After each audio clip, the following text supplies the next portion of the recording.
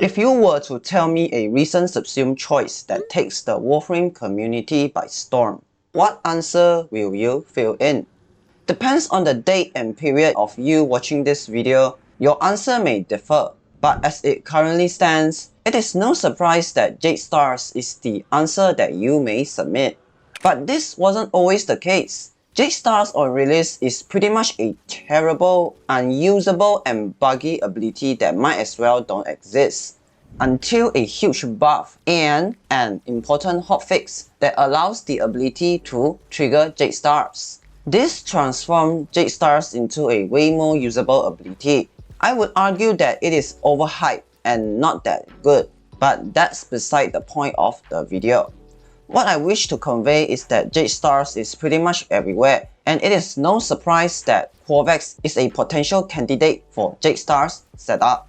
But to understand why Jade Stars is a considerable pick for Qorvex, we first need to understand Qorvex as a whole, but fret not, this will be quick. What is important about Qorvex with Jade Stars stems from his first Charinga Pillar and his fourth Crucible Blast. Charinga Pillar is an ability that makes Qorvex drop a radiating pillar, which pulses at a rate of 0.67 pulse per second, with a base radius of 8 meters and a base duration of 35 seconds. You can have two of them at the same time for better coverage, although you want them both at the same place, which I will elaborate later. When struck by his second or fourth ability, the pillar will be empowered for a base duration of 5 seconds, which it now pulses at a rate of 1.33 pulse per second. Or when Crucible Blast is active with Fuse Crucible Augment, the pillar will always be empowered unless you deactivate the ability. Speaking of, if you only hit one enemy with the beam of Crucible Blast, it will implode at an average of 2 times per beam. If there is more than one enemy radiated, it will explode 7 times per additional enemy after the beam ends. And you can spread said explosion via his first ability, Charinga Pillar. Do keep in mind that the explosion radius has a linear 100% damage fall off, and fortunately it has no line of sight requirement. And that's pretty much for the rundown. When both Charinga Pillar and Crucible Blast are combined, they are what makes Qorvex Qorvex. And the existence of Jade Stars plays perfectly into what Qorvex is already trying to achieve. Jade Stars is well complemented by the constant output of Qorvex abilities, and the hit proc is also able to reduce the armor of enemies struck by it. Its very high base duration of 35 seconds also serves itself as a viable alternative to Warframe Ice, albeit less strength demanding. And that's the only few good things I can say about Jade Stars Qorvex, because this is the part where the downfall begins. I have said it many times and I will say it again. The damage of Jade Stars is genuinely terrible without external help.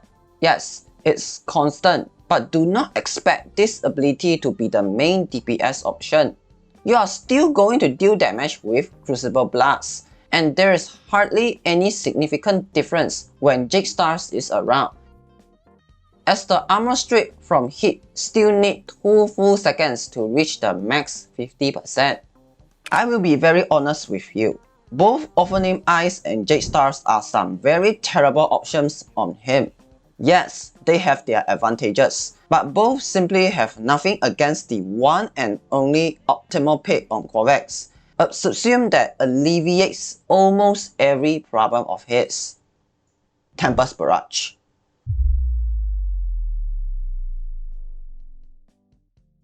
To understand why I deem Tempest Barrage as the optimal pick for Qorvex, we should understand what it brought to the table first.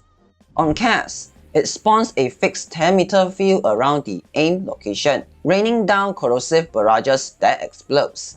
Enemies around base 5 meters of the impact zone will suffer from a guaranteed corrosive status. With its augment, Viral Tempest, you now had 100% chance of Viral on top of the corrosive proc. which scales 1-to-1 with ability strength. That's cool and all, but why would you need Tempest Barrage? There are several reasons why Tempest Barrage is a must, but the first reason is also the most obvious one. Qorvex lacks damage and scaling. While I can spawn in 20 enemies, pretend that this is the accurate representation of enemy density in survival, acting like I can kill them well enough, but you simply do not have this much density to work with. 10 enemies are actually a more accurate representation of enemy density, and immediately you can tell that Qorvex actually struggle to kill them even at a decent pace. Thus, why Qorvex lacks damage and scaling. That is also the main reason why options like Jade Stars help, as it provides 50% armor strip, which is not a small damage increase in any way. Tempest Barrage simply mocks the shit out of Jade Stars or Warframe Eyes with both max, viral and corrosive, two of the most important status procs for damage amplification. Warframe Eyes and Jade Star both need time to get the armor strip going, but Tempest Barrage, if you overlap the cast, can immediately max out both corrosive and viral in less than a second, with a very serviceable 10 seconds base duration to work with. But damage amplification is just one of the key reasons. The next reason, however, is to meet a requirement. Viral, corrosive and radiation is just enough for 3 unique status. And if this rings a bell within you, yes, this is to allow Manifold Bond to constantly trigger. But on what pet? What pet that elevates Qorvex to the next level? What pet could truly make Qorvex complete?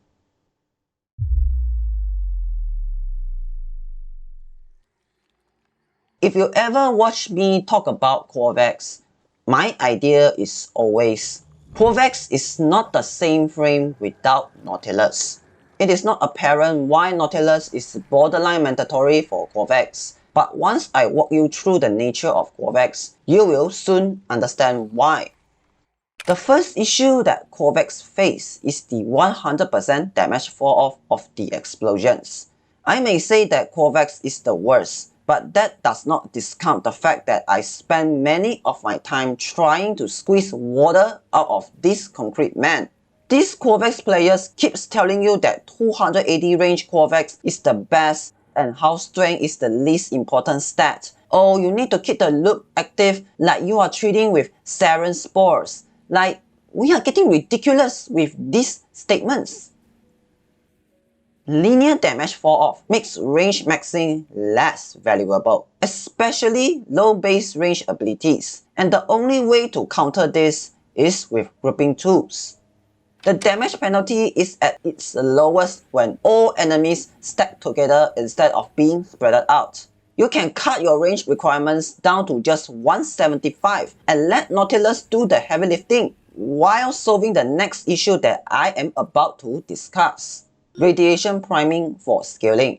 Contrary to popular beliefs, the fastest way of applying radiation procs isn't Charinka Pillar, but the beam of Crucible Blast itself when grouping is considered. In just a second, you will be seeing 10 radiation procs on every enemy in its path. Don't believe me? Let's say I ignore Charinka Pillar and cast only Crucible Blast. With a grouping tool, the beam's 2-meter thick projectile with infinite body punch through suddenly becomes godsend. I literally get 10 radiation proc in just a second after I shot my beam, which is extremely effective. Not to mention that radiation could make enemies attack each other, which means that they are very likely to disrupt the enemy flow when radiation is applied recklessly, as demonstrated here. That is why I said you would want to put the pillar near you as I am running you through the functions of Charinka Pillar. Radiation procs disrupts the funneling, and Qorvex as a frame thrives insanely well when enemies are properly funneled. Enemies being pulled in by Nautilus means that they are very unlikely to ruin the enemy flow, which removes the need of high range even further. You are free to apply radiation stacks as much as you like, and as long as they are in the pull range of Nautilus, you are safe. Nautilus is half of the puzzle piece to the great KPM Qorvex setup. you remove Nautilus, the KPM is cut nearly in half. Nautilus is half of Qorvex, and without it, he cannot thrive. Both Orphanum Eyes or Jade Stars setup cannot trigger Manifold Bond reliably, and that is the most important reason why I recommend Tempest Barrage over Jade Stars or Orphanum Eyes. Anyways, here's the build. Make sure to have both Fuse Crucible and Tempest Barrage augment, some bit of range, some bit of strength. Shard-wise, all are Tau Forge, 2 energy effectiveness, 2 ability duration, and 1 plus ability damage on radiated enemies. I also have Grimoire that gives plus 60% efficiency for additional energy economy, which are always nice to have around. Well, we are now at the end of the video. If you enjoy content like such, you can consider the usual like or subscribe, anything that makes the algorithm smile. Anyways, that's all for today. See you all next time. Goodbye.